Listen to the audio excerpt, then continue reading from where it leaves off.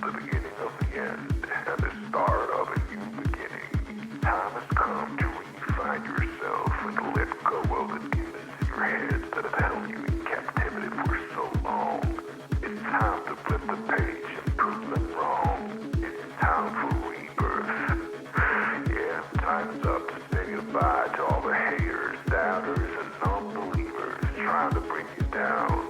In the blink of an eye, you'll realize that there's so much more to the book than the page you were stuck on.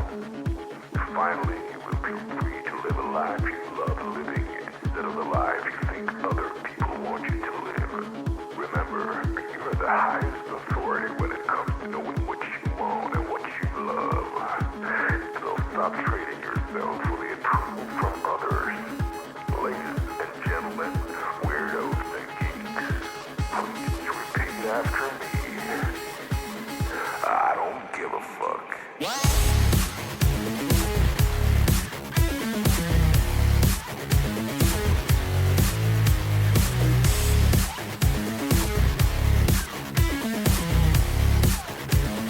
I don't give a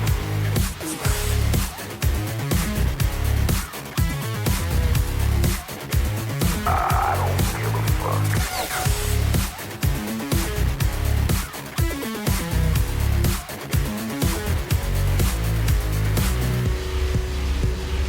I don't give a fuck.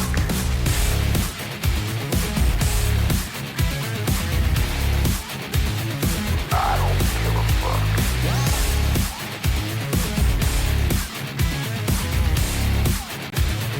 I don't give a fuck.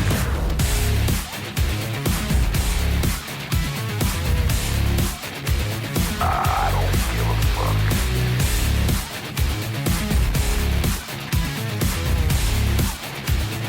I don't give a fuck.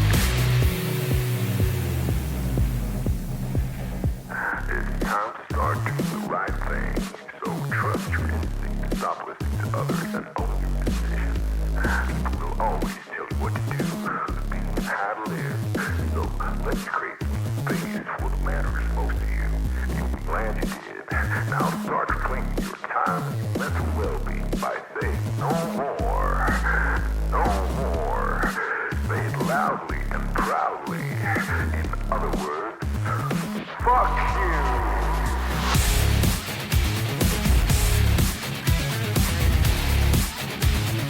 I don't give a fuck.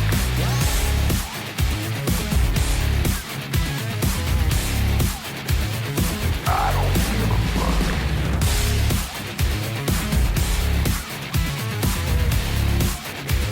I don't give a fuck.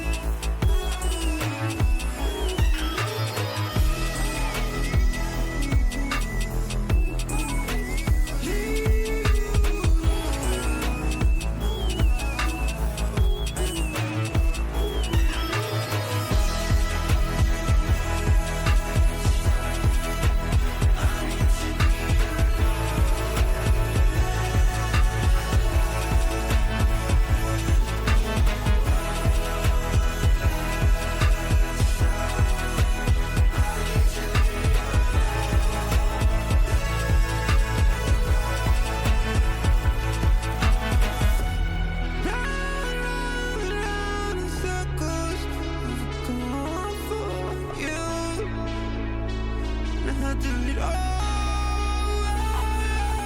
again.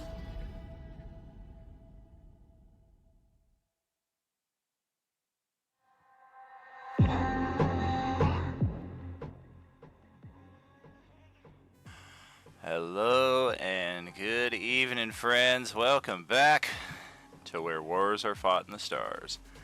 Where fantasies are final, where agents are orange, evolutions are new, realms are forgotten, dragons are lanced, coals have essence. Welcome back to the Coalesced, proudly presented by RU Role Playing Unlimited. Are you with us? We've got some RU gaming in store for you this evening, and we are overjoyed to see all 5 of you out here tonight as we kick off our first stream in a week and a half or so. So thank you for being here, friends. It's going to be a short one here tonight too. Thursday is actually a bit further ahead than the rest of our tables here, so prepare for something a little shorter than usual. Alright, let's go jump into the gaming chat and see what is up with everyone. Yeah, that was a good time, wasn't it? Oh, I got an alarm going off here as well. So a couple things going on at once. And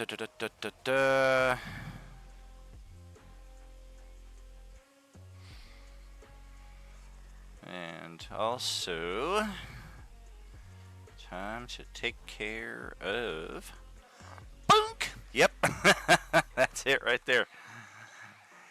Yes, indeed. So welcome back, friends. It is very good to see all of you. It's been an eventful week. It's been an amazing week. Took a few days off, got out of town, saw some sights, had a wonderful time. And we are back on our normal gaming schedule. Normal being somewhat subjective. We're going to wrap up our final 4 sessions of the Coalescence, in addition to the final Friday night session of 2025. We're going to go get through all of that here in the next 5 or 6 days here, and then we are officially on downtime, friends. So thank you again for being here. I'm a simple man making his way through the galaxy, like my father before me. Good Lord, thank goodness it's a short session tonight, because where the heck is everybody? Made it. Hi, Kai. Oh, there's Paul. Paul has joined the chat. Welcome, Just about Paul. to yell at you. Sorry, Whoa. lost track of time. How dare you? That is some screwed up shit. Yeah. I was just eating my nuggies and I realised. DJ, what's up? All right. Ariana, how you doing? Very well. Good to hear you. And I guess I think it's just John T. Maybe, because I think 2 players, I think Dave and Ken cannot make it this evening. So yeah, I think it's just John T. Alright, yeah, let's give him a tag here.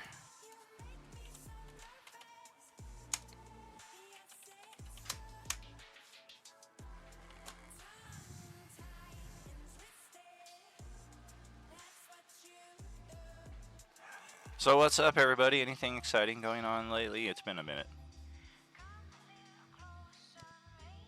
Kai has a new job and now work in an office for a specialty pharmacy. Wow, good for you. Congratulations. Thank you. Biologics by McKesson. Yay me. Oh, very cool. I'm enjoying it though. I really am. As much as I hate leaving all my customers and patients behind in the pharmacy. It was very painful physically. Oh, I bet. Yeah, there's always a little, usually a little twinge of con there anytime you got a nice pro there as well, even with my recent change in work status. Like, I'm enjoying a lot of it, but there's a lot that I had to give up that I kind of miss already. I don't miss mine that much though. Just the patience. Sure. I still go by there, but like every time I walk in there, I get like a little bit of anxiety, Oh. which is might be a little Mood. crazy. Pharmacy technician is a rough life. Oh, yeah. Yeah, I can only imagine. Well, welcome back here to our Endgame map, and as I was saying there in the kickoff for the stream, we've got a shorter session than usual, primarily due to the fact that this is all we have left to deal with, a cluster of class dumbasses, one Class B abomination, and supposedly that is everything. Let's see what's up with John T here. Alright. Me too. Well, in the interest of saving myself some organizational headachery here, I was thinking...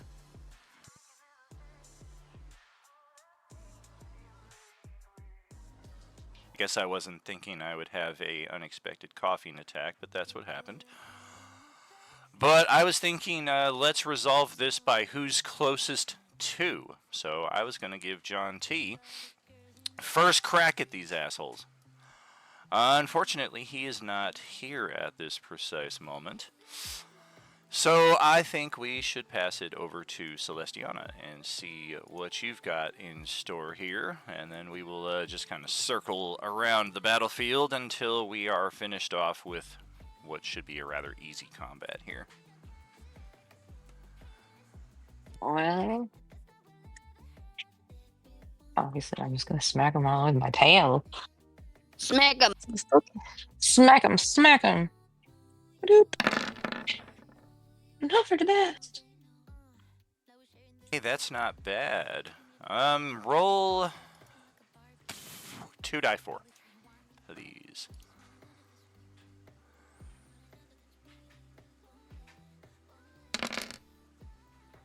I was hoping you would roll higher than that. Do that again. You know me. Somehow she's gonna roll less. All right. One.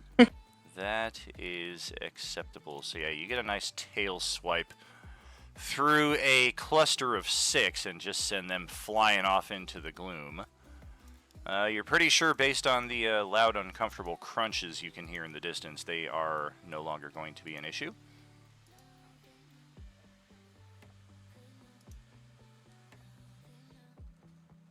We get to hit him again?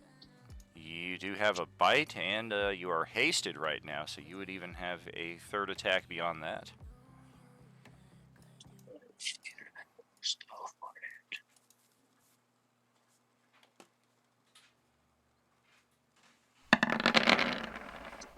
Chum. Okay. Who's the lucky one? This guy or this guy?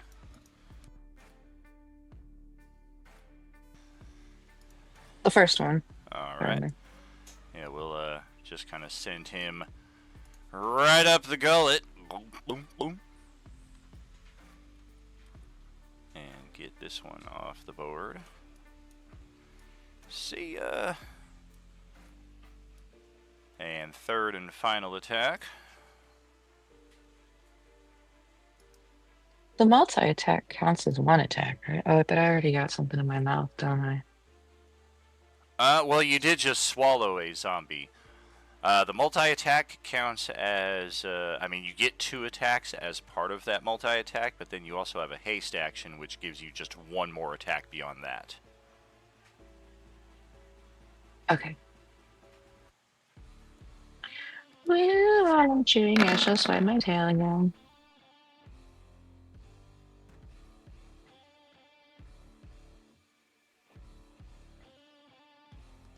Well, very good. We will slap one last one off the board here. Not bad. 8 taken out in one section there.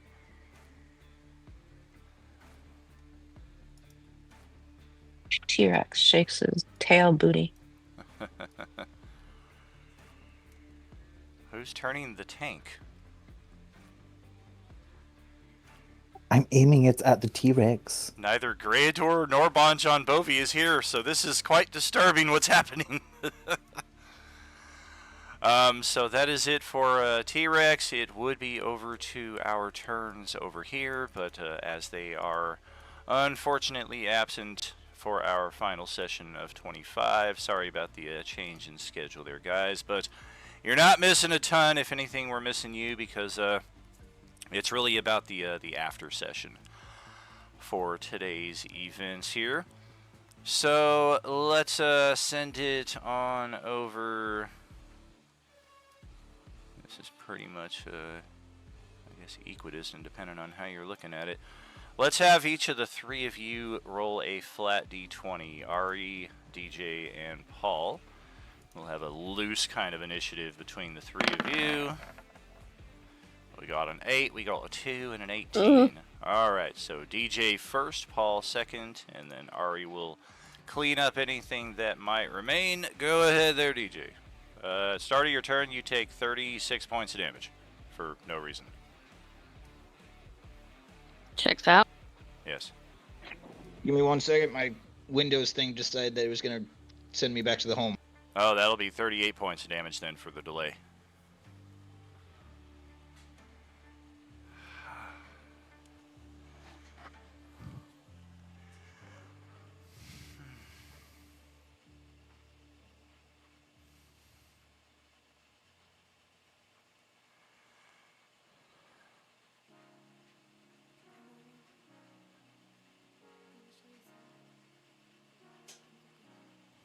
I'm basically going to go northward towards the giant T-Rex. Okay.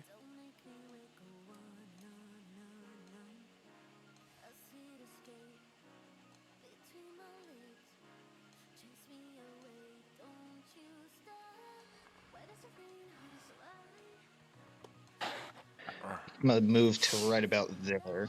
Okay. And I see a little massive horde of zombies. You call that a horde?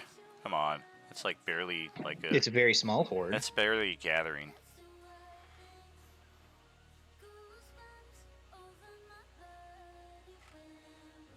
It's a very small horde, okay? They try to be proud of themselves. I mean, the Class D at this stage of the game really have nothing to be proud of aside from the fact that somehow they've survived this long, but it's also equally possible they were recently turned and haven't really survived at all.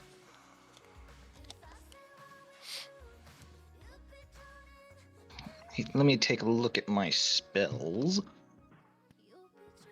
I hope in the next act that D means that they're actually way stronger, so when we come across them, we're just like, oh, this will be easy, and then we're dead. Yeah, the A's are actually the weak ones. You fight Class destruction. You fight How your many first... are there? Class dumbasses looks like 8 of them, and then 1 Class B Abamo.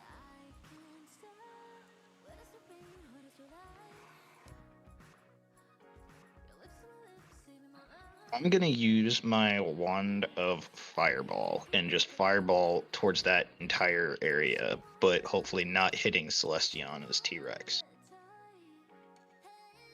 We're going to center a fireball on the T-Rex. Understood.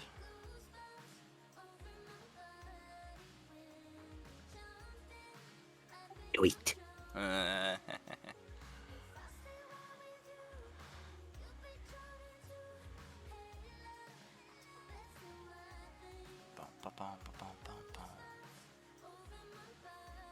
Right about there. And then I believe with the inspiration point, you can auto-slay all of the zombies in that cluster, or we can just roll saving throws and damage. Yeah, I'll spend the inspo. Alright, we do have John T in the middle of all of that. He's only got 149 hit points. I don't know if he's going to be okay with you lobbing a fireball at him. Oh, well, wouldn't you know it? He actually regenerates a few moments thereafter. Well, look at that. Very, very simple and straightforward as expected. Wow, look at that crappy damage. 1, 1, 1, 1, 2, 2, 3, and a 6. Yuck. I ain't seen a fireball At that least bad they're all since dead. 1992. That's the damage for John. Half my party's like, I wasn't even alive back then. I was still getting my feet wet in good old Advanced D&D First Edition.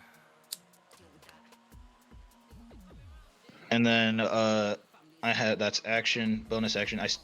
Not bonus action, but I'm gonna use my bonus action and or hasted action to drink a healing potion, All right. Sounds and like then that'll be end of turn. okay. And at this point, First Edition, yes indeed. Back when you had Thaco. Not as old as original D&D though, when there were only 3 alignments and they didn't have races or classes. They just had classes. Dwarf was a class, elf was a class, human was a class, and if you were an elf, you were automatically like a fighter wizard combo. You didn't get to like customize your stuff really at all back then. Well, Paul, it is your turn up next. What are you thinking? Hey, no worries, John. I'm going to go all out just this once.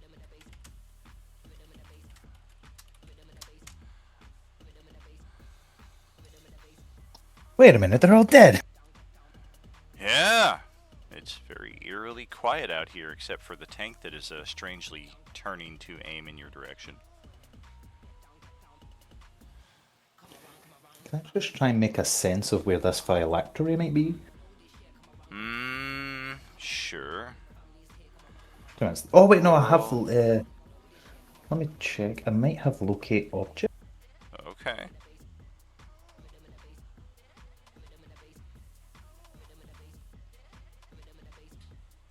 Oh yeah, I do. I'll cast locate object if possible.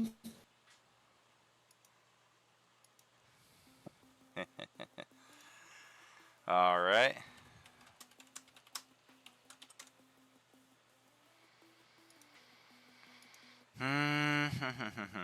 Describe or name an object that is familiar as long as it's within 1,000 feet. Specific if you've seen it at least once. That is incorrect. Alternatively, the nearest object of a particular kind. Can't locate, if any, a thickness of lead, even a thin sheet. Alright, let's check our villainry. Make a villainry check here. Number 8, yeah, I'm not too confident with that. You're pretty sure it's somewhere to the northwest of your position. Second to map out actually how far I went.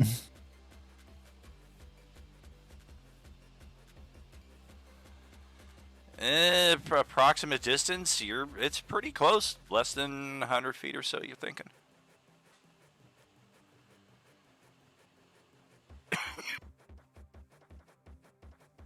I've got plenty of movement.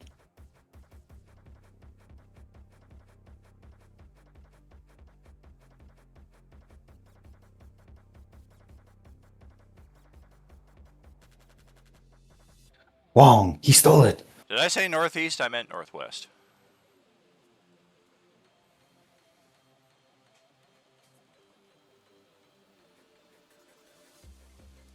Is it inside this little grove? It is not. Stonehenge does not hold what ye seek.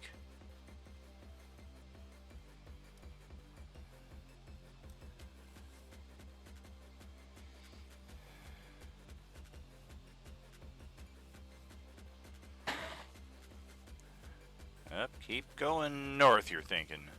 There's a lot more section up there in that hazy, foggy area. The computer froze. Womp womp.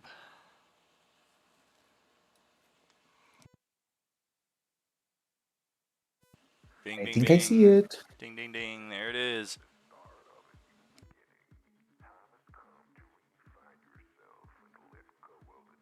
Is this a shield around it by any chance? It most certainly is some kind of prismatic shield by the look of it, and your understanding of magic would tell you that if you touch that, you're probably dead. Could I try dispel magic on it? You can.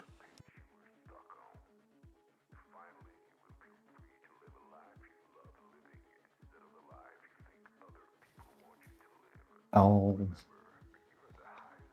cast it. I'll just cast it at 3rd level. Gotta roll the caster level check. Raw intelligence.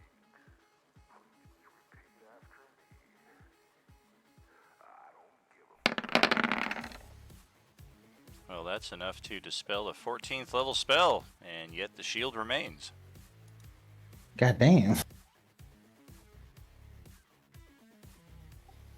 I'm going to quickly shout over to the crew that I think I found it and to come help if possible. And that'll be me. All right, let's have Ariana take her turn, and then after that, we're just kind of in a free play mode, and everybody can kind of move around as they like.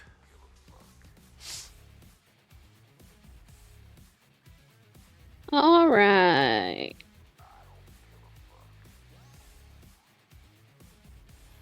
So I'm hastened right now.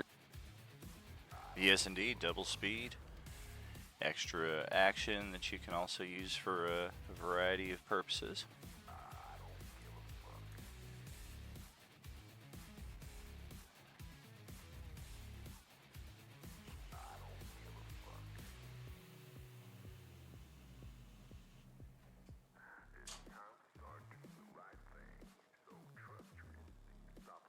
That's some fucked up shit.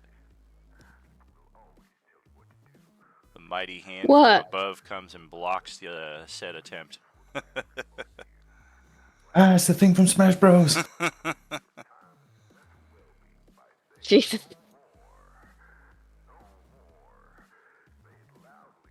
Wait, is Fredo an enemy? Oh no, that's Kai's little pseudo dragon friend. Okay, I thought so. He looked cool. Yes, I am who is giving each of you, or some of you, your haste effects. Although I do have a bit of a That's mischievous right. grin. And what are we trying to do right now?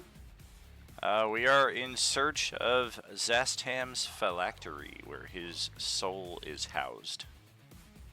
Jesus. Where's Astro? He should be in the tank. I think. Oh yeah, his token got left behind when the tank went across the river, but he's in there.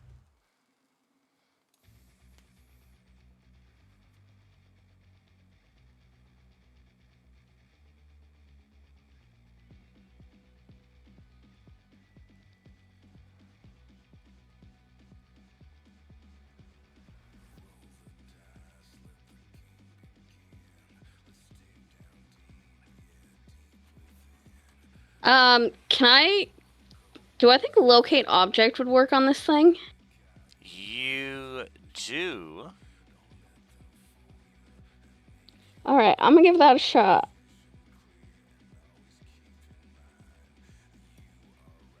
Yep.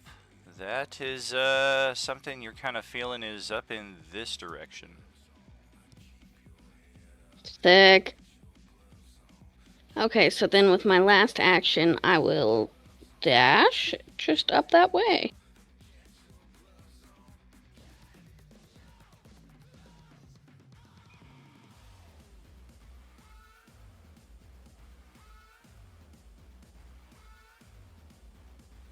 And oh my, you can hear it thumping and crashing through the woods up ahead of you here to the northwest. And look what it is. How the hell is the baseline generic Tarrasque still alive after all of the fights it's had with the Alpha Tarrasque? We don't know. We probably will never know. what we do know is that it spots Ozzy and Killcode and beelines right towards them into the prismatic shield and is instantly overcome and beset by a variety of magical effects: fire, lightning, ice, poison, and at long last a disintegration effect that just leaves a massive pile of dust that's kind of floating in midair for a second before the breeze just kind of wafts it away. That's Christ! Don't fuck with that shield. Alright, we are officially out of turn order and in free play mode, so everybody is free to move around as you like. Feel free to explore the rest of the map. I can, spoiler alert, tell you there are no hidden enemies, so if you just really want to get the rundown of what the full scope of this place looks like, feel free to just run around for a few moments. Just make sure to come back here, because this is our final site. The phylactery is definitely inside of here.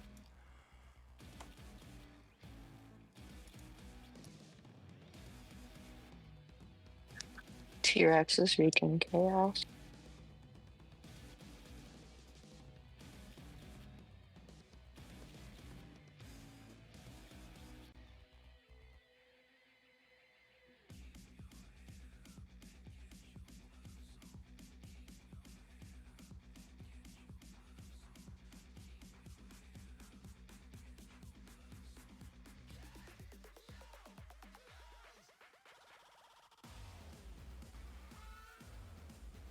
Oh yeah, with the Tarask on the board, the tank, I wasn't sure how much space we would need to play around here, so this is one of the larger maps that you'll see here. If you're looking at it on the stream, even these two clusters here that look suspiciously like a butt, if you're looking at it on the stream.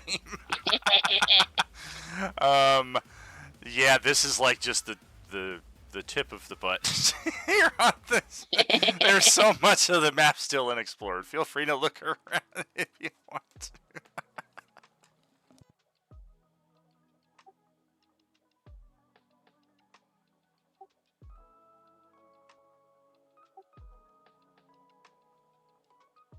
I have been everywhere. Except here. Oh, there's like a campsite over here. Yeah. Yeah, this can be where you guys call it a rest after hopefully destroying the phylactery and can swap war stories and what have you. Best player, that is correct. You do have control of that token now, so you can bring it along with you if you so choose. Woo! I don't think he has sight though, so let me adjust that just in case. Oh yeah, we have no vision. Ooh, He's blind. There we go. Now you should be able to see through the token, move the token, without having to get right up on it. Yay! We'll have Greyador and Bonjon kind of step up here to check out what's going on. Even though the players are absent, if we are in true need of their services here to try to bypass this effect, likewise for Phil, we'll have them all step up and just kind of start putting our collective heads together. Wong fires a couple shots at it from his sky cycle, and they just deflect uselessly off of the impenetrable dome. So powerful is this prismatic wall that it's even having like a weird smoky effect, like you've left a pan on the stove for too long. When Killcode's aura comes into contact with it, it's like there's some kind of weird smoldering, smoking effect going on there.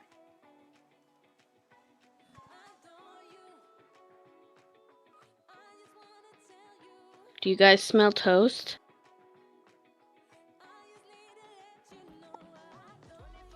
You doing okay?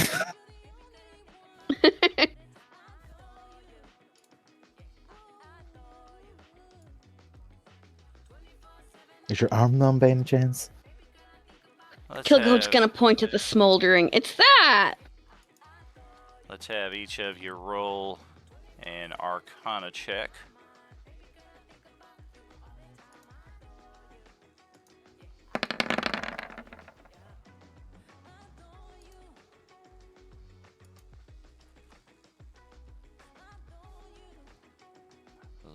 good so far.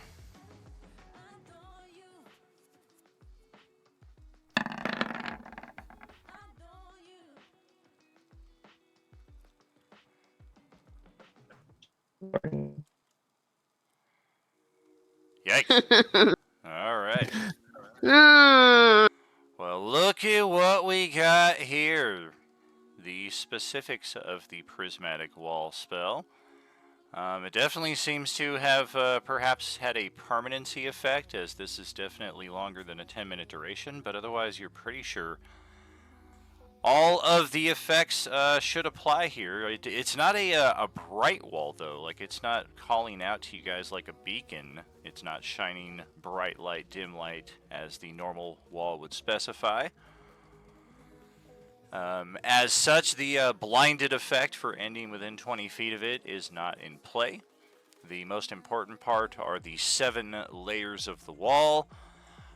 The wall can be destroyed one layer at a time. You can also just try to walk right through it. That was one of the more badass moments in Coalescence Act 3 when Silatem put a prismatic wall around the party to protect them from Nihilus and his breath drinkers, and a even dozen or so of the breath drinkers just walked right through the wall. Just damage, damage, damage, damage. Some of them eventually got banished when they got to that layer, but a lot of them ended up getting right through too.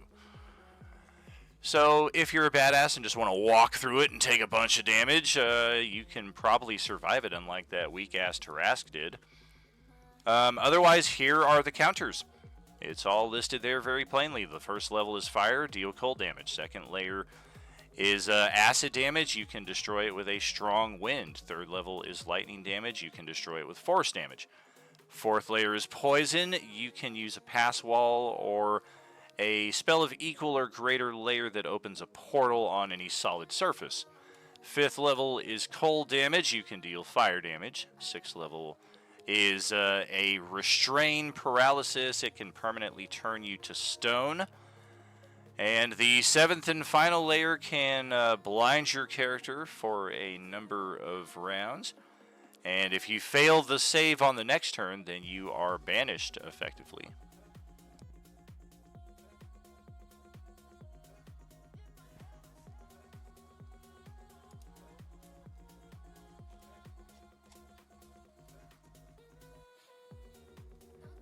I'm going to see what I've got first.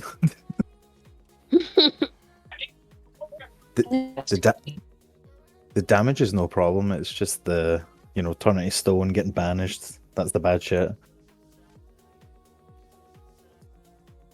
And it's a wisdom save, which is my dump stat. It's a number of different saves, I believe. Con saves. I just mean for the worst stuff. Oh, sure.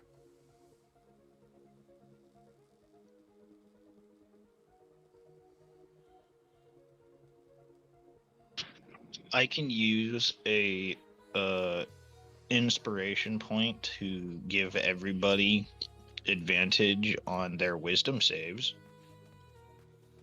I mean, if we think everybody needs to go inside, ideally it's maybe somebody can go in there, grab the thing, and then come back out here and we figure out what to do. But who knows, maybe there's a dungeon inside of there that we do all need to go into. We don't know if this is just an entrance to someplace else. Does anyone else want to go walk through it? That's money right there. Stay close to kill code. You already got some bonuses on your saves.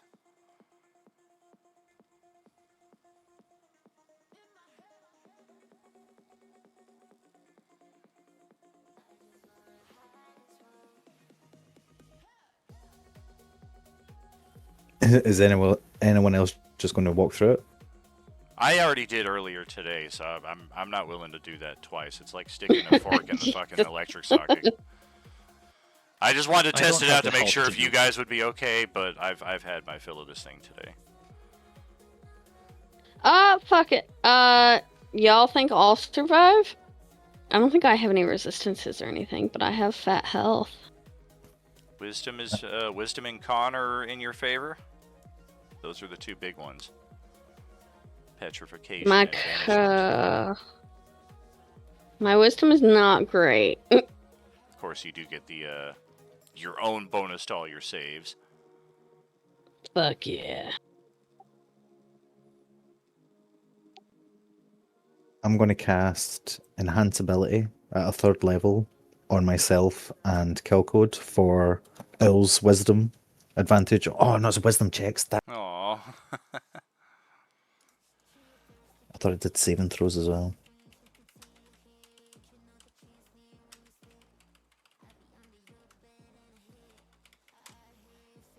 Oh wait, it's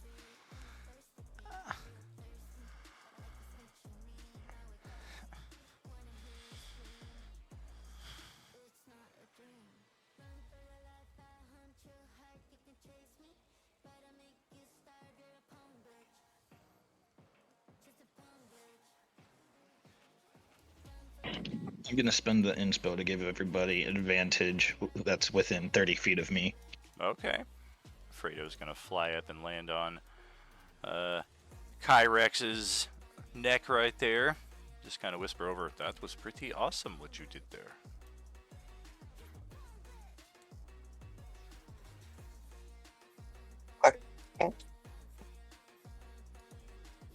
I'm sorry. I did T-Rex not is make dragging that on you. out. I didn't make that out. I'm sure it was a growl of affection, I hope.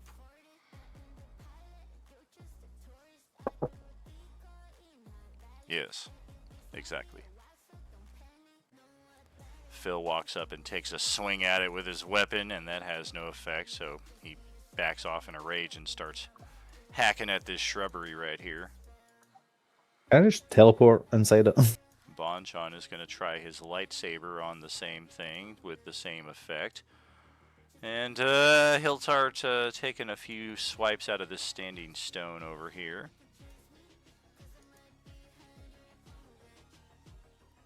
Yeah, that is you. You can try to teleport through it if you want. I just grab Killcode and be like, okay, let's go. Try and teleport into the middle.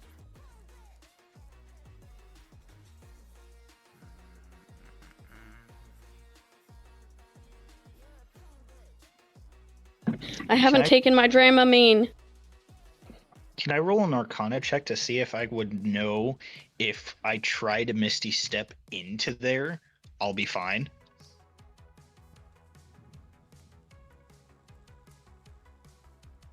Okay. What is Ozzy's height weight? I think he's about 4 foot tall and probably about 60 kilo, I guess. And kill code is a halfling, yes? Yeah. Oh yeah, I know. Kill code? Yes. Is she Kill small? Code's Is she not a smaller than halfling. 4 feet tall? Is what I'm She is not. jokingly getting at there as part of the Okay. dimension door. You can also bring one willing creature of your size or smaller. This is something that's likely to bite Paul playing smaller characters. If you're going to try Dimension Door and people around, you want to play a Goliath, so everybody's smaller than you. I always play midgets. It's so fun. I know, like that's, and this keeps coming up. As soon as you brought that up, I was like, wait a minute, is he playing another small character? As he is a 6'3" gnome. So, based on your path in that respect, you do try to grab a wrist there and go through both of you, but instead it is only you who ends up on the other side. And let's have you roll an intelligence saving throw. Same as last time. Kai gets a protection from energy put up on her. Actually, I think you need to go back to regular form to cast that. Do I have advantage? I'll burn the inspo to get the 25.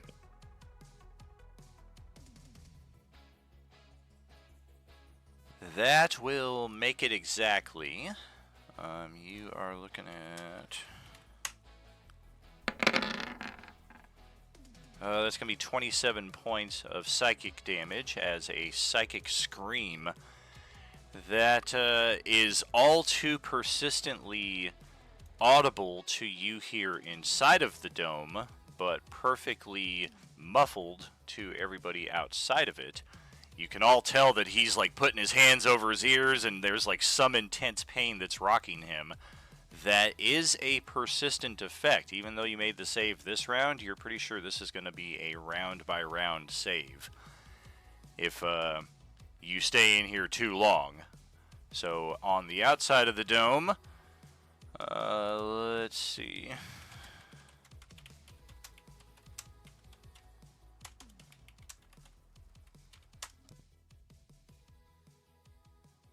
Let's see. You cannot use Misty Step to bypass Prismatic Wall because the spell requires you to see your destination and the wall is opaque, blocking line of sight.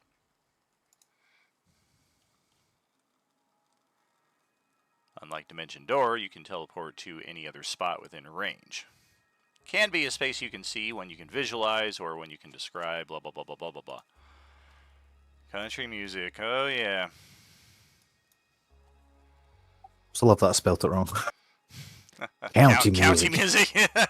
You can set my truck At least on that's fire, the joke. push it down a hill. That's the real rural stuff. Oh, goodness. But yeah, if I'm in here, I'll try and grab the phylactery, or at least look around for it. I mean, there's a solid shack here that maybe has some kind of entrance point. I'll go on in. There is a solid door there with what appears to be some kind of puzzle required to open it, and while you are considering that, not sure why you think you're inside yet, that's just wishful thinking on your part. Roll an intelligence saving throw again.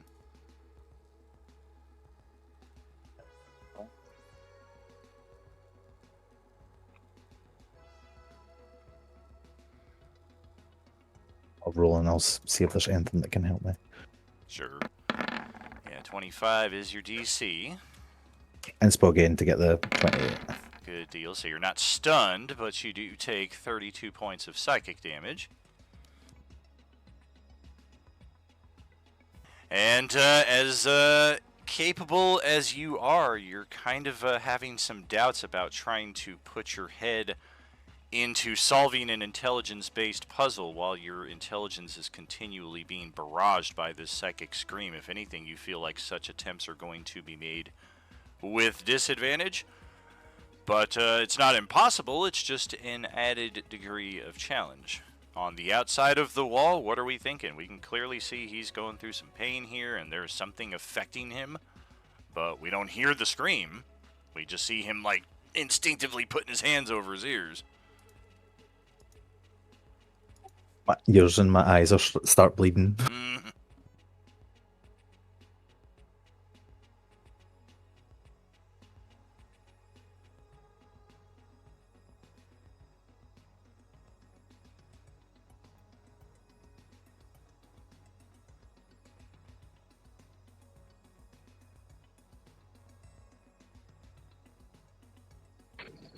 Trying to figure out what all I can do as a sorcerer. That sorcerers do tend to have do we limited have options.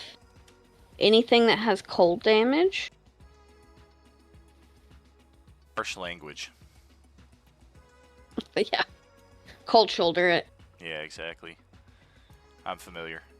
I'm going to grab a beverage while you all discuss your options. If somebody steps into the wall, kindly let me know so I can auto-slay. Auto slay queen. Always there, yeah. That's like my motto when I wake up now. Auto slay queen. But yeah. I think I only have fiery stuff. I don't think I got any cold stuff. I have cold. You got cold stuff? Need Yes, to do I at least 20. Need to do at least 25 cold damage.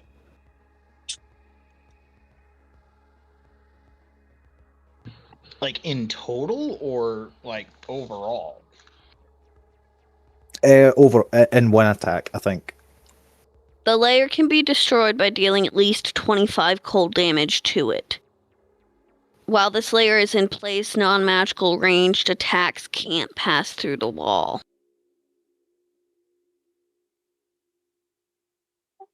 The second layer is destroyed by strong wind.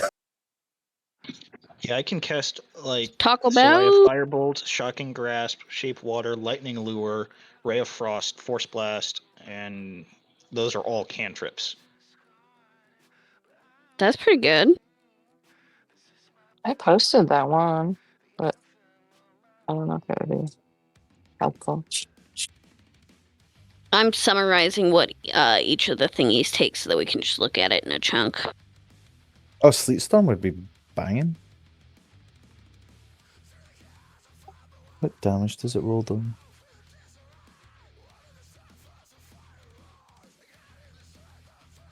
All right, we're back.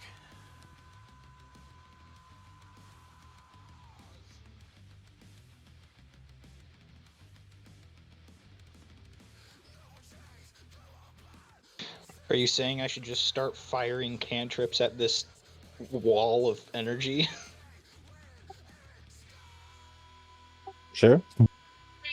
Yeah. I could start. I could start doing it from the inside as well.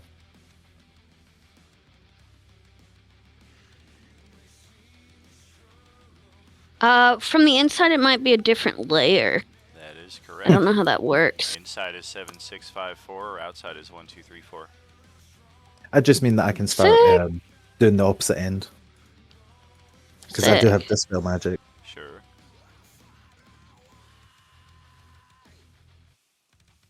Okay, Alright, that's yeah, what I we can, need to I can work do. on the cold damage. I have fire. Does Celestiana have Gust or Gale by any chance? Oh, I have daylight too. Okay. Let's see. Because you can take it, and because I'm in the mood for it, and you're a high-level character who doesn't know his own spells, you target a spell meant to target a creature at a magical effect, which causes it to Ah, reverberate and reflect in your direction. Thankfully, that massive extra bunch of what I assume is orange agent damage is not applicable in any effect here, so basically just the base cold damage bounces back at Merlin and he realizes, oh, yeah, I should have done that. 8 damage, yay.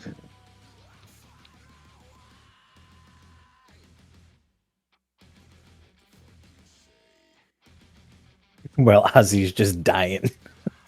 Yep, roll another, what's Ozzy's move here? Is he thinking about trying to interact with the door? He doesn't know what they're doing on the outside until he sees Merlin try and take a frosty attack that bounces back and hits him. Although the wall being opaque, you can't see shit about what they're doing out there, actually. I definitely need assistance. I'll try and Dispel Magic from the inside on the Okey-doke. first layer. Well, the seventh layer. oh, sorry. What's up, doll?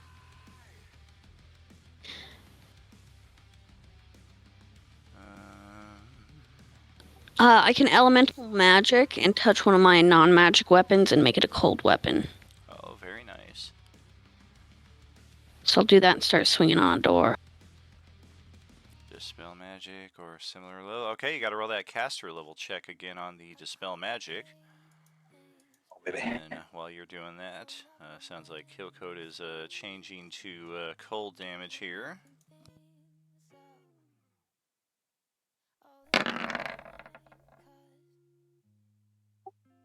Would 25 do it? 25 is exactly the DC. Although it doesn't look like you rolled an intelligence save. It looks like you rolled an intelligence check. Or no, that's what you need to do. My bad. You're doing my...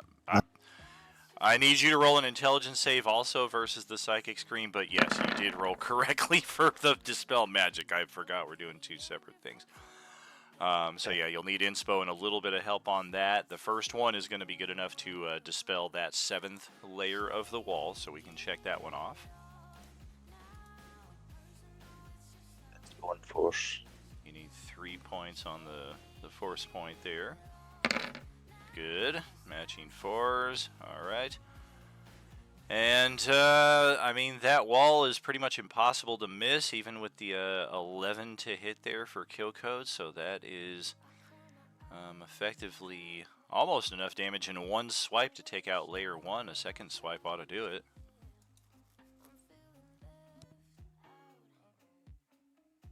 Fuck yeah. And then you made your save, but you are still going to take half damage. 23 psychic. Make sure you're also healing your 6 per round, because these are 1 round at a time effects going on here.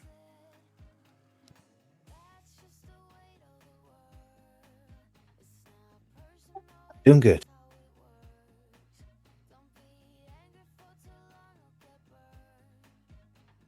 Oh, she's got kissues.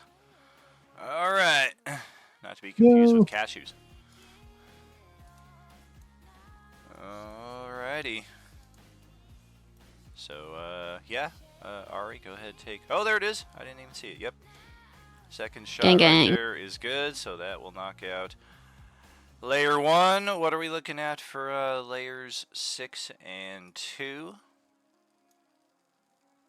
I am going to crack. I'll need to double check which gem, but I think it's opals.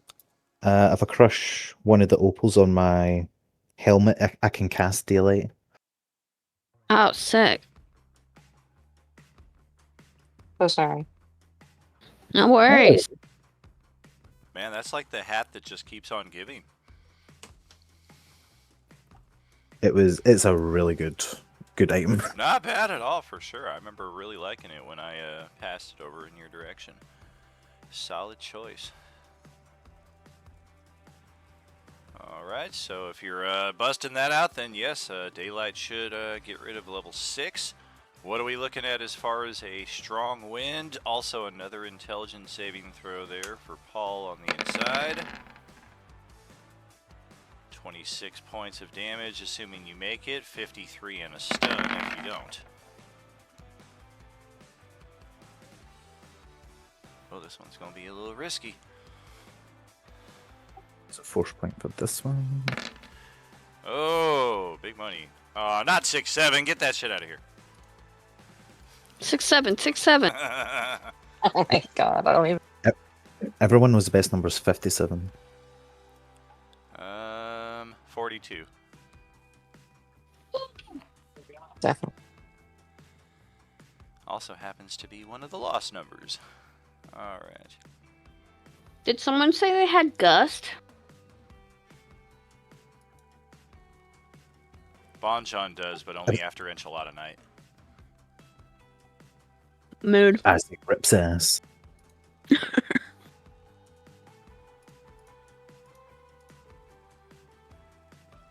Little main character syndrome right there. Can't even let like the other guy take care of the flatulence angle.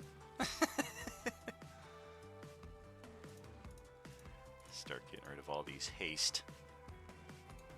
As 1 minute has certainly passed by at this point, we're all going to have the 1 round lethargic stun, which for those of us here on the outside is really no big deal at all. But for Ozzy on the inside, that is kind of a suck, as it effectively means you're going to need to roll 2 intelligence saving throws here. One of them, even if you make it, you're still stunned by the haste residual. Hopefully you can take half damage.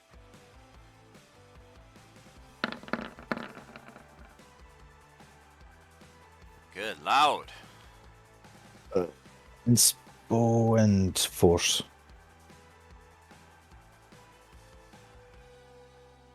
2 or better. Looks good. So 25 more psychic. And then the lethargic stun goes away. You can plot your next move here against, I believe, levels... we're still trying to get through level 2 and 4 now, it looks like. We need fire damage on the inside. We need strong wind on the outside. Ozzy, the reason you're all the way on the inside is because you teleported, right? I can't just, like, walk through. I have to experience all this shit to get through it. Yeah. Correct. I believe the it was layers You got Dimension Fireball? Door. I do, and I will cast it. Yeah, fuck that shit up. Hope that air passes through.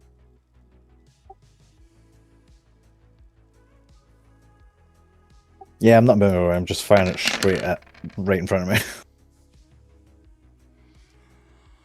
Okay, well, the fire damage is sufficient to get rid of the blue layer. You can certainly roll your dex save in that respect. Looks like you make your own save. Take 9 because of energy resistance. Sure. That'll get rid of level 4. We still have, what is it, 2? Or no, that was level 5, I guess. So levels 2, 3, and 4 remain. We need strong wind, force damage, and a portal or pass wall spell.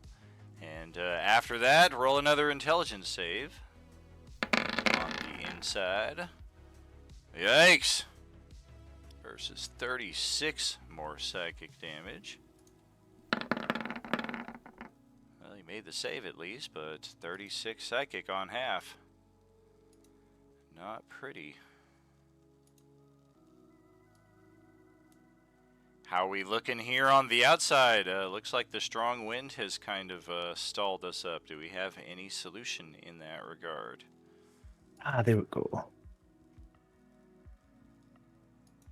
I know a druid would have it. Yeah, I'm not sure. Does Kai have access to Gust of Wind? Yeah, I don't think I do. I was wondering actually. Yeah, she probably has am I access to it, able? just probably doesn't have it prepared. Might be the case.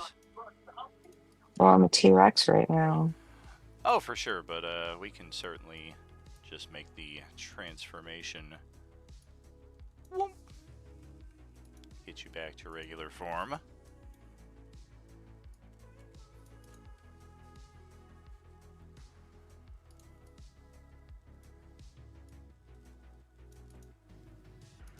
I don't think I can transmute a spell into a certain damage type that would allow a strong wind either.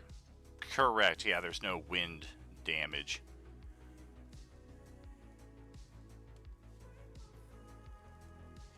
So that one, no good.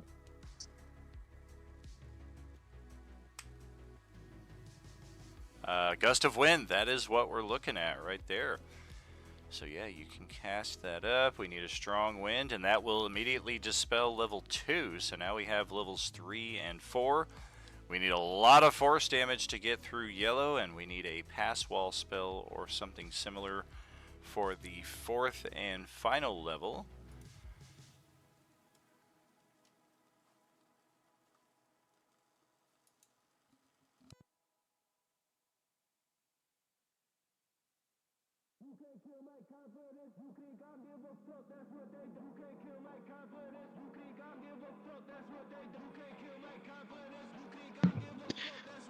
I have Force Blast, and it doesn't require a target. It says an object within range. Not bad. Roll another intelligence save there on the inside. Yeah, I forgot that opaqueness on the outside as well. You guys can't see that he's in pain there. You think he's in there because he just disappeared. Presumably teleported himself inside. We still do have rare restart telepathic bonds, so if Oh. it can pass through, you would just hear screaming in your head. Yeah, just, oh, what is this? Why is it doing that? Huh! Now all of a sudden the sound effects are in reverse. Alright. Instead of it being the first sound effect, it's the last one. Weird. Inspawn forced to take the half damage. Alright, 30 psychic. Getting a little ugly in there.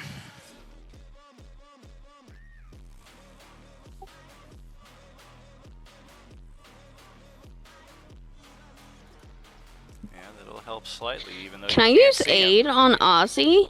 Oh yeah, yeah. It doesn't say you have to see him. I don't know where you found a tiny It's strip of not a white cloth, lot, though. but She'll rip it off of her undergarments. Yo. It's always what they do in the action movies when they need to strip out like gauze and stuff. They've got like some flowing white dress for some reason. Yeah, exactly. Even Arnold in Commando. I'm gonna cast Okay, so I'll Force Blast cast it on with the 3rd level. orb of the wall. Post it. And as he's going to shotgun 2 joints with his action and bonus action.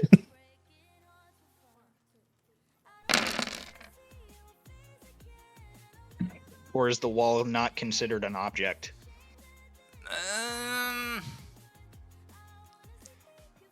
I think that would apply in this situation. I don't know if there are spells that'll say target a magical effect, which is what this would be more defined as. I feel like creature or object are the 2 main categories that 5e gives us. So if it says object, I would allow it against this.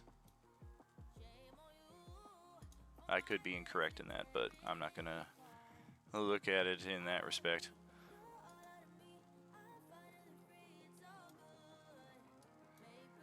Alright, so go ahead, roll the damage there. Looks like, what do you have, 3d8 damage for that Force Blast? Does it have a attack block on the front of your sheet?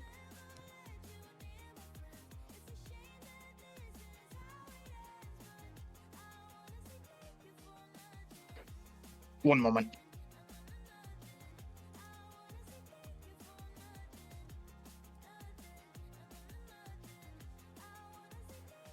Alright. So we need you to do that over the next 2 rounds. Does anybody else have force damage that can be used against this wall, or is 3 rounds what we're looking at? I don't think I have any force. I can, but I don't think Yeah, I you can can. get to it. I'm gonna use a sorcery point to cast it again as a bonus action. Okay. Oh, I don't even think max damage would be enough. So we're looking at 2 rounds here. So another intelligence save for Ozzy. Because the most she can roll is 24. Sure. Alright, 24 damage on half, assuming that you make the intelligence save. Need a little boost there again. Sorry, how much on half? 24. Thank you.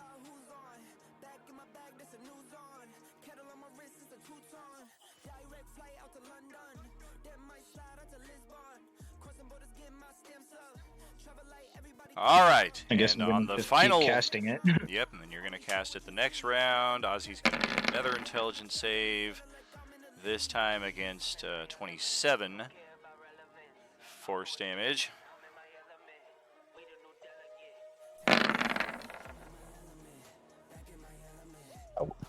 Yeah. Sure. I'm almost out of inspo. Well, thank goodness we're almost done with the session. That will, assuming DJ doesn't just roll god-awful for damage here, I think one... That's oh, the yeah. wrong spell. Oh, yeah, it is. There. What the hell? Wait, You can- did roll god-awful for damage. Now you're rolling Wait. too many fucking times. Stop it! Can you cast Fireball and transmute it into force damage? I mean, Well, no, because it would still need a target, like a creature. Alright, so you do need to burn another sorcery point to cast this twice this round as a bonus action if we don't want Paul to have to go through this a 3rd round. That sounds like an easy decision that doesn't require this kind of delay. Yeah. Okay. Apologies, but I'm not feeling well and I want to wrap this up.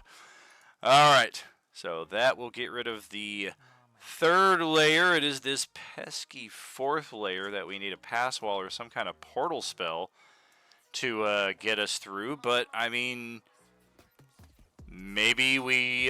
what's the worst that happens if you walk through that level? Is that the one that paralyzes you, I think?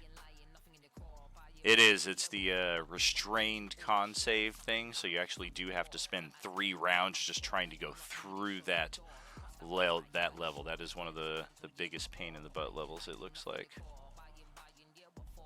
Or is that... Sorry, I'm not trying to cast it. I'm trying to minimize my thing. all good? Actually, I might... That might be the wrong level. Let's see. Alright, level 5. Am I still blue. unable to see through the sphere? Correct.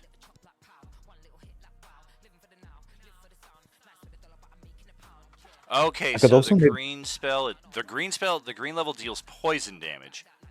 That's not the restrained paralysis one. So yeah, if you just walk through the green level, it's some level of poison damage. If you want to dispel it, you have to do the pass wall or some other portal-based spell.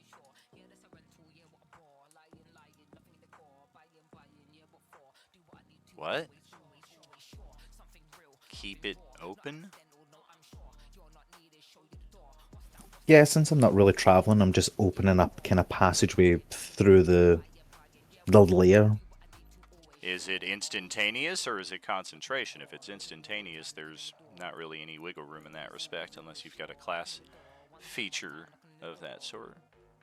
Nah, it's instant. Yep, sounds like they want you to cast it multiple times if that's going to be the case. I've got Resilient Sphere. Don't know if that might help me while I'm stuck in here.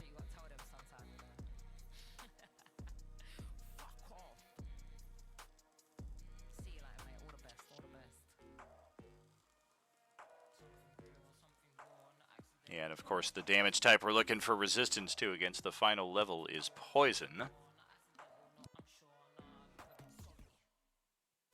Alright. Yeah, I mean, if we don't have a pass wall or portal spell here, then it does look like either Paul needs to get the hell out of here, or he's got to try to figure out this intelligence-based puzzle while taking the intelligence damage. Potentially other characters could now try to just come inside. You're all pretty aware. Even though you can't see all of the levels of the wall, you can tell by the muted effect of what was formerly a very vibrant rainbow wall here is now very one tone. So, and based on the green nature of it, you're pretty sure you've identified, okay, this is going to be poison damage if we walk into it. We should be okay, but who knows really what to expect on the other side.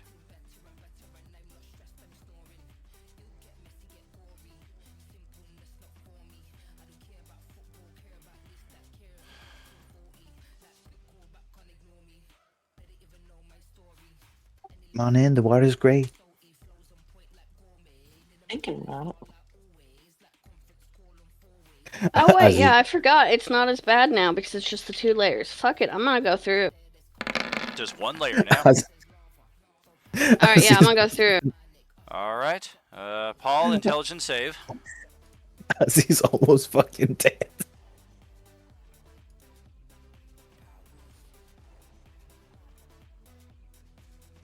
They're like, oh, it's not that bad. Oh god. 4, 5.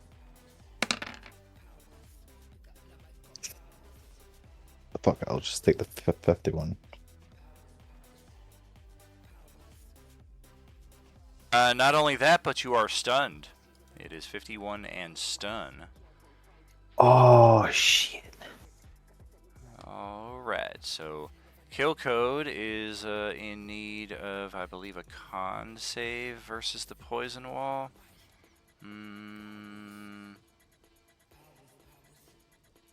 Oh. What is it? Oh, it's a dex save, not a con save. Oh, Dex save. Yeah, some of them are con, otherwise most of, like the first 4 levels, I guess, are 5 levels are all dex saves. Yikes. I'll inspo that. Okay, and you need a force point too. 25 is the DC.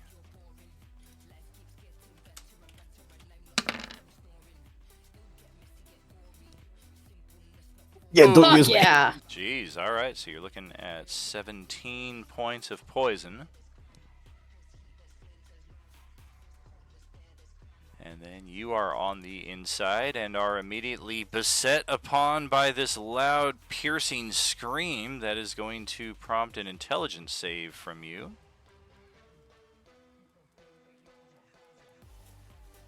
Uh-oh. You need an 8 or better on a force point to make that DC 25. And spawn roll again. Yeah, I'm gonna spawn roll again. All right. I'm Aye. gonna cast. There's that. You still need 2 or better on this right here. He's going to try to use a cantrip on a 9th level spell. I can't wait. Okay, you do make your intelligence save. I should also mention that DJ has no idea that there is any kind of loud scream effect because it's not anything you discover until you go into the sphere itself. You can't see the characters on the other side, and the scream is completely muffled by the prismatic wall itself. Kill Code makes her save, so you are not stunned, but you do take 26 psychic damage.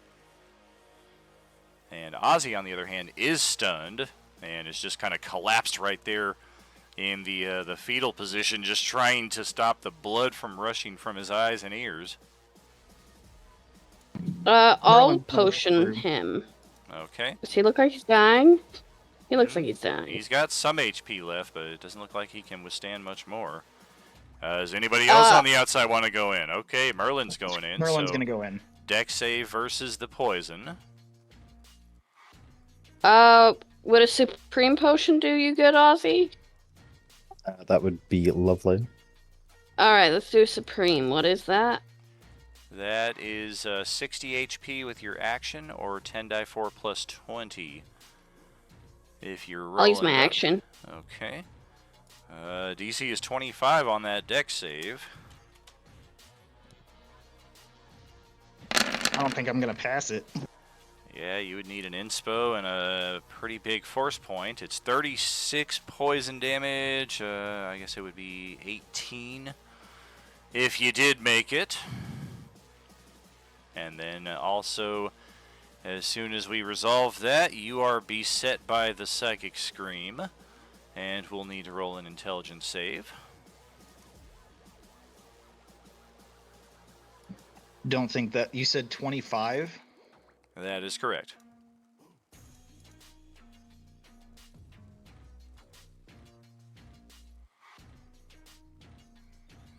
Yo, mama's so dumb she thinks Jar Jar comes with pickles.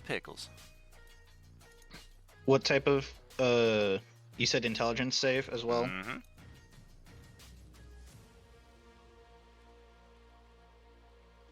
I think with the aura bonus that will actually help you out. So you're going to be looking at 27 psychic damage in addition to the 36 poison. So that is, I believe, 63 points of damage total. You can, but you are also instinctively aware that this scream is literally inside of your head. Yeah, it's an intense magical effect that you're not sure is coming from anywhere so much as inside of you. Mood. Ooh, Fates Manipulates. That's a handy one right there. Any thoughts in that respect of how you would like to apply that, Kai? Well, I mean, it'd be cool if there's a way that I can manipulate the wall to go away, but I don't. Now that I'm thinking about it, I'm not sure that I have a way. Let's see. Manipulate Besides the that. wall. Where's the... Oh, I see what's going on here. Okay, let's bring in some daylight.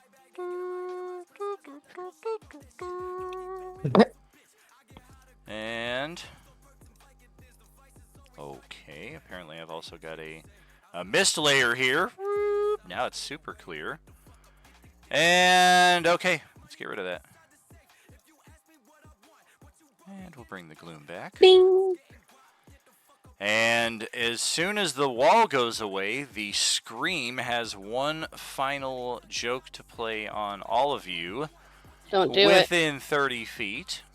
Kai is, I believe, the only one far enough away. Our two absentee players, we will, actually three, we will have exempt from the effect. 10, 20, 30. Wong is just in the Wong place to be taking that kind of damage. So let's have our three characters here. One final intelligence saving throw. Same exact effect. God bless you guys. Now the Scream has a way, an outlet, effectively. I have advantage on mine because of my mind shield. I'm so fucking smart. Aw, poor Wong.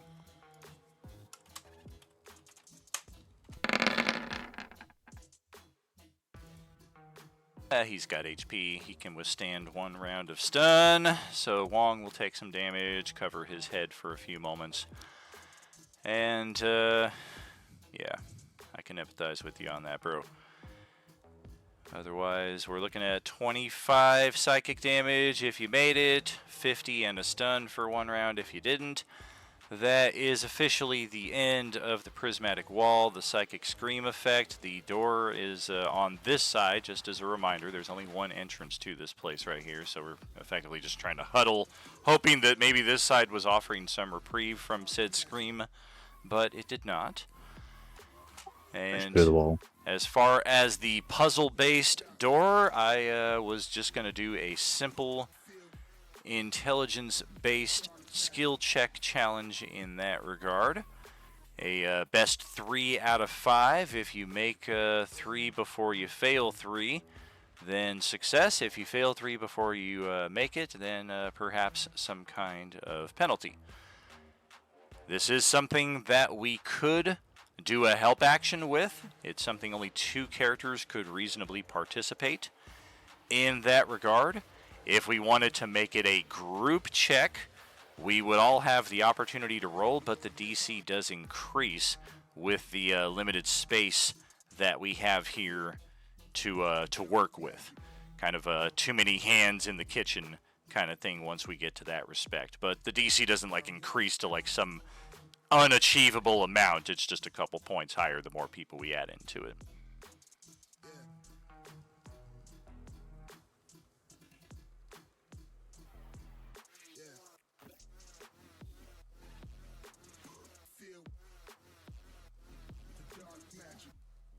I don't mind lending the help action, but I think a group effort would also be very beneficial.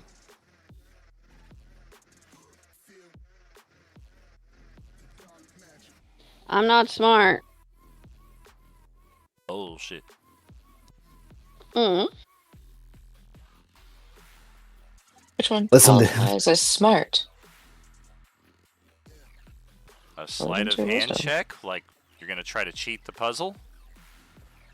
I just meant, like, if someone else was going to make an intelligence check, I was wondering if Isaac could make a sleight of hand check as the one that's actually messing with the puzzle. Like to confuse the people actually trying to do it? Or I'm confused. You're confusing me.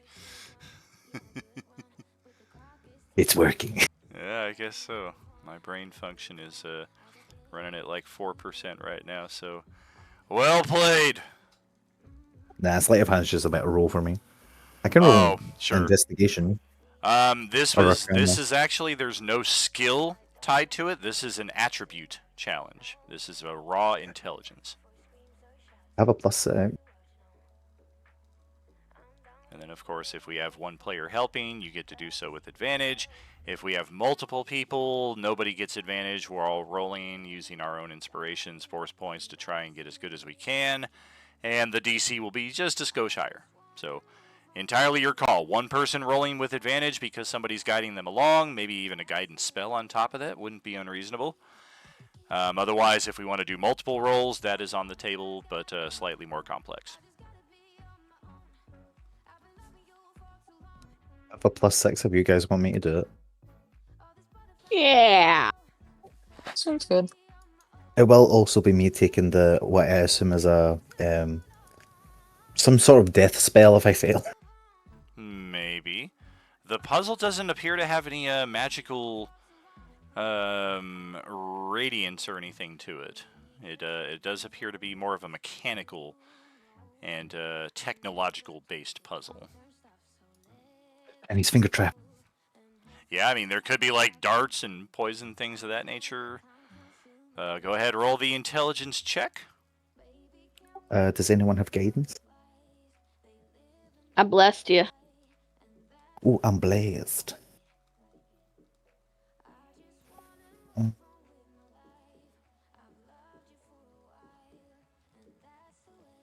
Yep, regen is on the table. As I'll just wait for these hit points to go to max, just in case. All right. Yeah, 2-3 minutes later.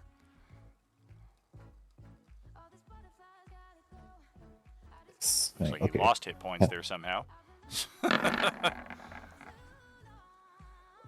So 24. Oh, a little Papadoo. 24 is good enough. That is one success. We need a second one. 16 So is not good. 16 with bless or guidance. Well, bless is different than guidance, right? Yep. Just saving throws, I Close. think.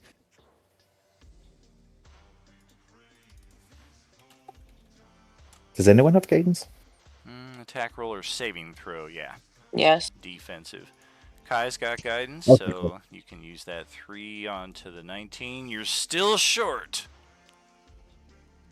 A force point. That's guaranteed. DC is 20. All right, so 2 out of 3 complete. And now you know the DC, so one final intelligence. I mean, you do have a little room to play around if you're willing to take a fail. Yeah. All right, no harm, no foul. You got another roll. You need a success before a failure here. Otherwise, you're going to be at an even count. We do still have a 15 little with- room to play around. It'll be a 2 and 2, though. 16 With ain't the gonna get you guidance. there. Force point. And force. 4 better.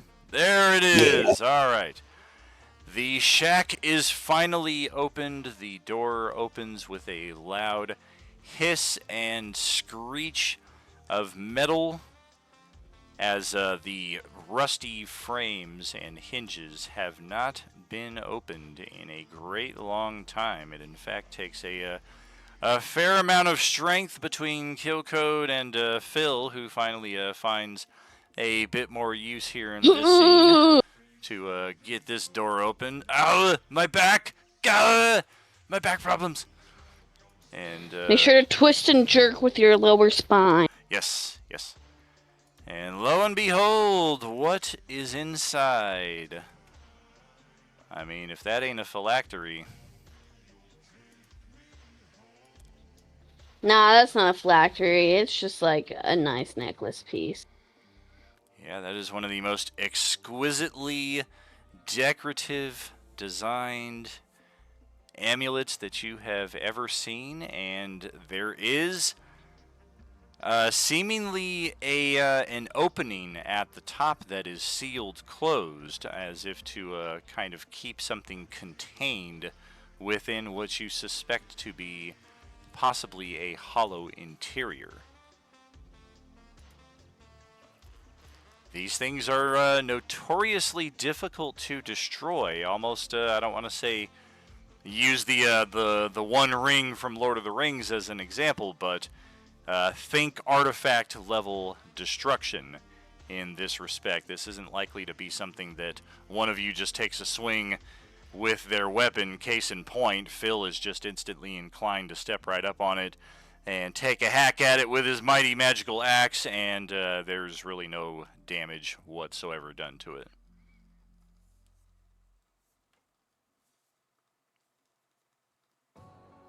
Hmm.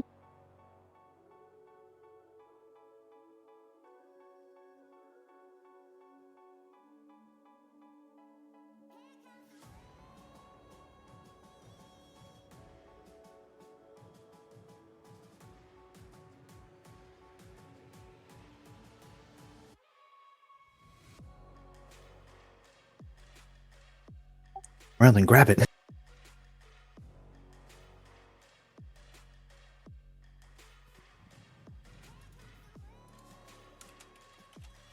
Drink of the forbidden chalice. Um,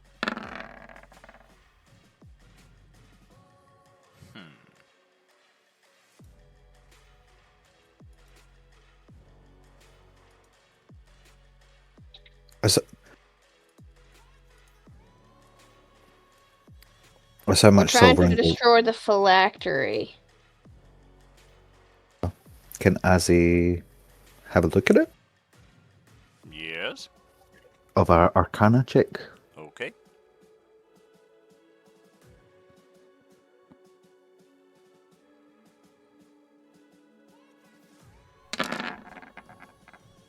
Wait, did you just say you're taking a drink? Taking a look. No, I'm taking a Oh, look. look. Okay. Because me, the player, knows how to do this, but Azzy has no fucking idea.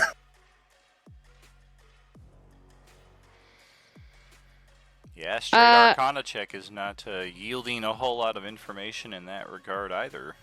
This is a unique item specific to a very individual lich, of whom there are no known recorded weaknesses, let alone about an item that nobody has probably ever been this close to before.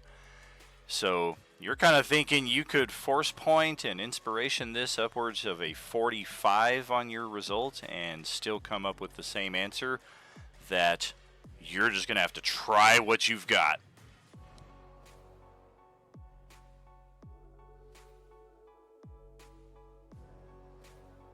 Hope that something sticks. Random thought. What if we cast banishment on it?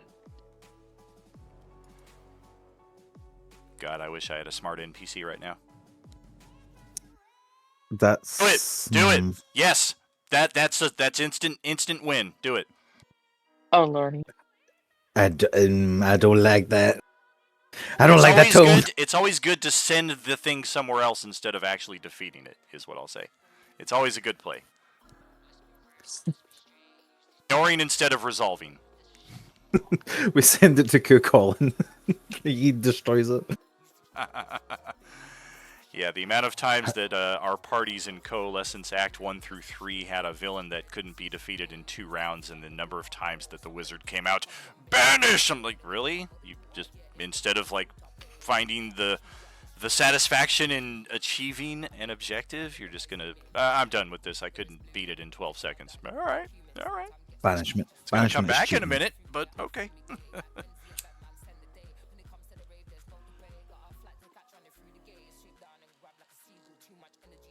If it belongs to an Elder Lich, if I summon the Spirit of Death, what would it be able to do?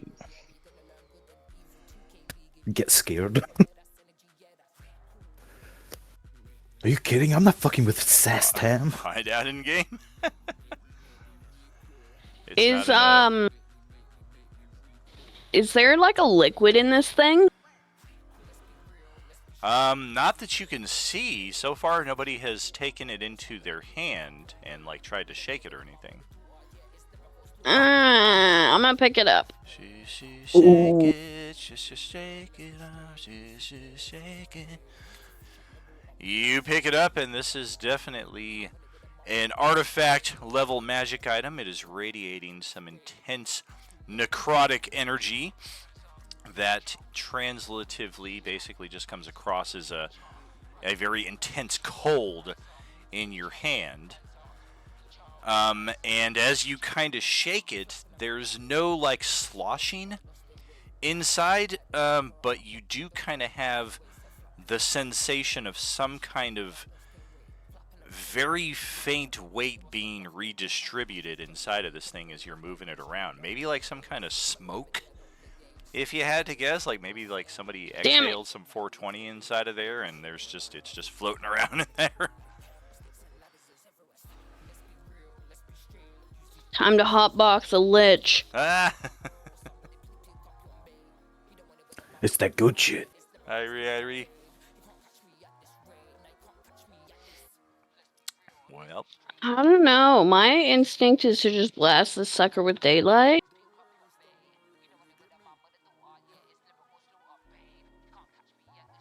Would a wish spell do anything to it?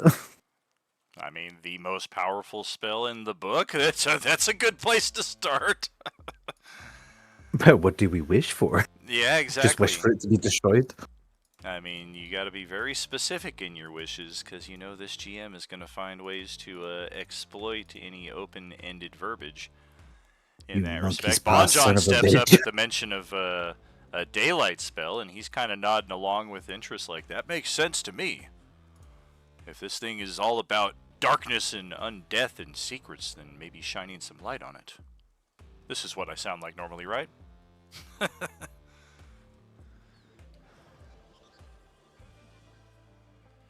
Maybe need to see the daylight. Is Hedgehog. Okay. Are you putting it on the object? Yeah, I'll just choose that as the center. All right. Oh shit, it's a disco ball. Lich Rave! Oh! That phylactery is starting to crack open in a number of places, almost like a spider web crack appearing from the central point where the daylight spell is placed. And then, after a brief moment of hope that this is going to be the solve, it seems to kind of stabilize in that respect. Even though there's a 1 hour duration for the daylight, you're all kind of like waiting, like, yes, it's going to intensify and just finally break open and explode. And there's almost like even a instinctive, like, everybody get back, this might like hurt us here. And then we're just kind of like peeking around the corner like a firework that, is it a dud? Is it going to go off? And I rolled this check for him earlier. I didn't want to immediately be the solve in this respect. But with Ari getting the ball rolling in that respect, and this being his primary offensive outlet, we're just going to step right inside of here, take out the trusty Darth Maul lightsaber, which deals radiant damage, and activate that and just touch the end of said lightsaber to the phylactery, which, when combined with the intense daylight spell already in progress, that will officially destroy the phylactery of Zastam. Get fucked, nerd! Good ball! Heck yeah! This is our first Achilles heel quest completed. We have had the Swan crew on Sunday morning. They've already taken care of Strahd. And in fact, I believe they have contained his misty essence that was trying to escape the scene. Or no, they tried to contain his misty essence.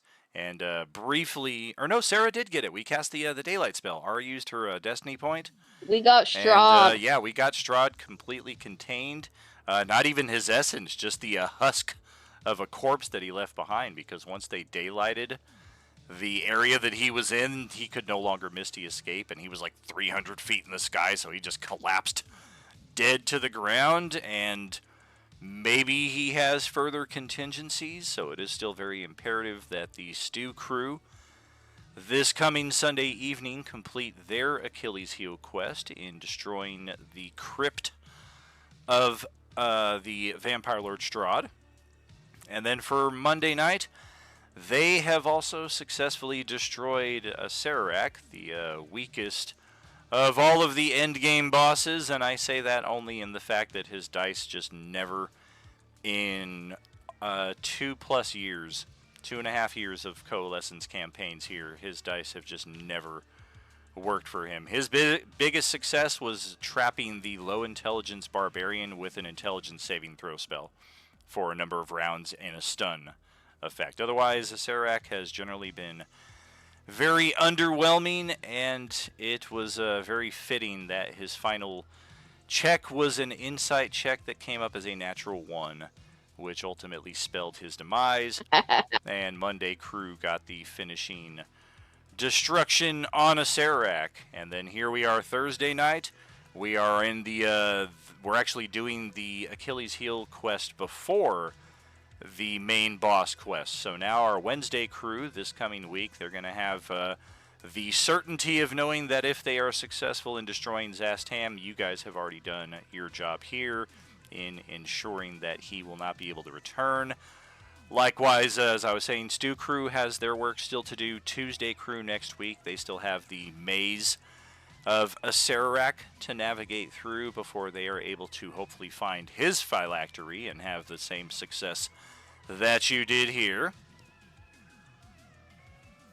Otherwise, that is a wrap for our session 30. We're going to get this back over here to our startup screen. We're going to get our stream over on the stream ending side of things.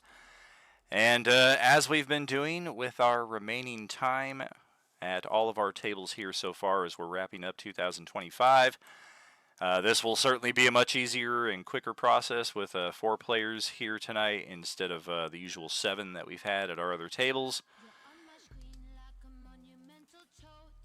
And I am very, very eager to turn the table over to each of you just to hear any reflections, thoughts, memories, criticisms, if you got any, for the campaign that we've played so far. For those of you who've been here on Thursday nights, especially depending on how long you've been here, Kai is definitely our most tenured player at this table. I believe she joined up when Thursday Crew first kicked off in early 2024.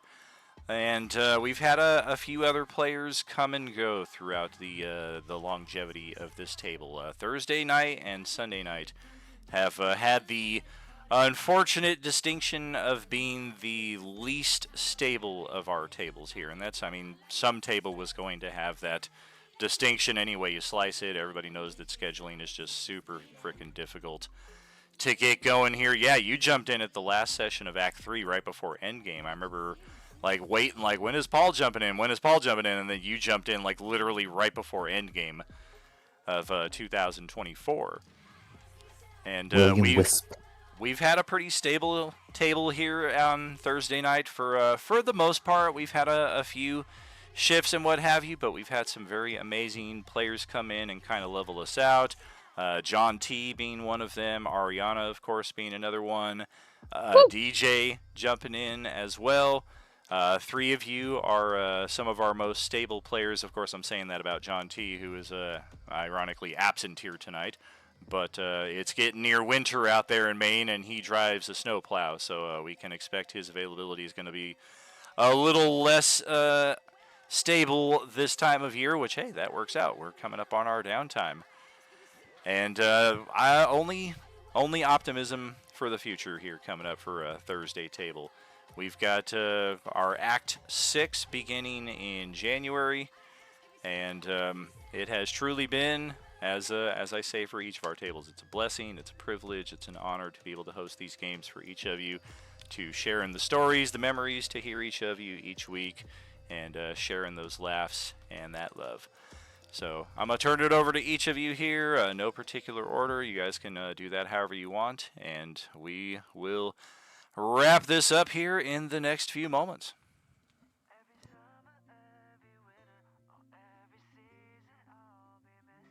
It's been a wild ride.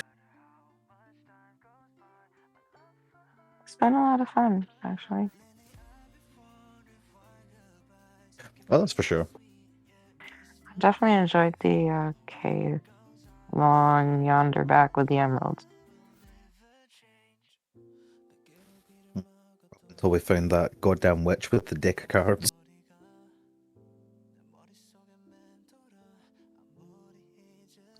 She was too tempting.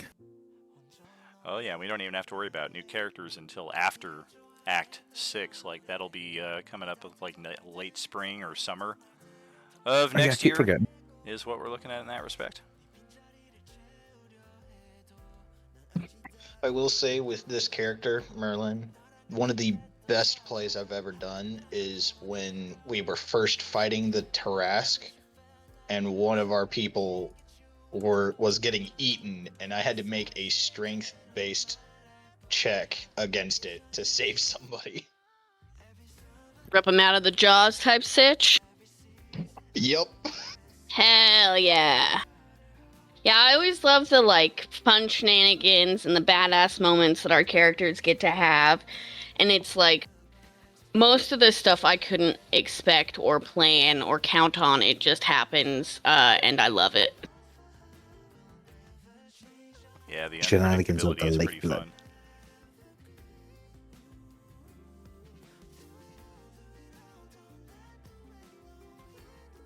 There'll be more craziness ahead, I assure you. Got a million ideas. I don't know. Maybe we should cool it on the craziness. Just like do some D&D taxes or something next season. We stay in the castle with Nobro.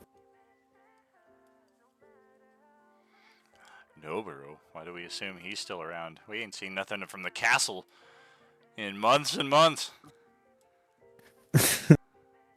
I think that was one of Azzy's favourite moments, was spending almost a full session trying to get into the room to save him and finding him dead and then revivifying him. Yeah, exactly. And I feel like that was the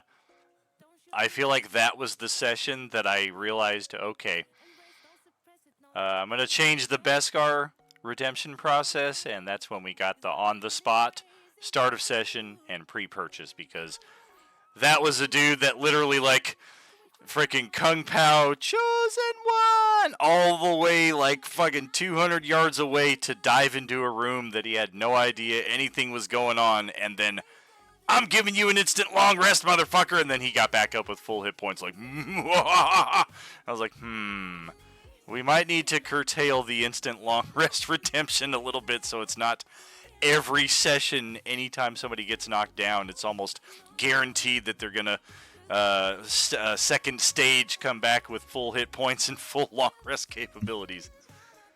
I felt bad doing it, but the deception on his brother was just too good. Oh, it was priceless for sure, and I was like, totally down with it in the moment, but I was like, it's cool because it's Ryu and Noburo, but if we have this happen like against Vecna, and I haven't curtailed it by that point, then I foresee a great many things. I'm going to kill the whole party, and then everybody's going to look at each other and be like, now, instant long rest for the full party. Oh shit, I didn't anticipate that. So I think that's where you need to start out Vecna to avoid shit like that. Like, he has one legendary action counter spell that he can only use on Revivify or resuscitation spells. Oh yeah, he's as an endgame boss that will be more in the theme of Nihilus, i.e. All of our parties are going to be combining forces against this one boss instead of all of our tables kind of scattered and doing their own thing like we've had going. It's his challenge level will certainly be increased, similar to what we experienced with Nihilus last summer. I don't anticipate like 4 nights in a row where we're going to try to get everybody to attend. That was very untenable. We had like we had like 10 players show up every night of Endgame 2024, which was amazing. But we also at the same time had like 40 players total in the Coalescence, many of whom just weren't able to attend that many days in a row. So if anything, if I'm going to try to do a community-wide affair again, we might try to find like one night of the week that works for the majority of people and do it over like a month, one night each week, instead of just trying to hammer it out all in one week. Alternatively, I may do similar to like the time static start stop kind of thing that we did back in Act 4, where Wednesday, Thursday, and Sunday morning were all in the castle at the same time, and once their session ended, we just froze their play and then picked it up with the other table who had frozen their play at the end of the last session. That's kind of the less ideal method that I want to do, even though I've found a lot of players who are in favor of that. It's just a little too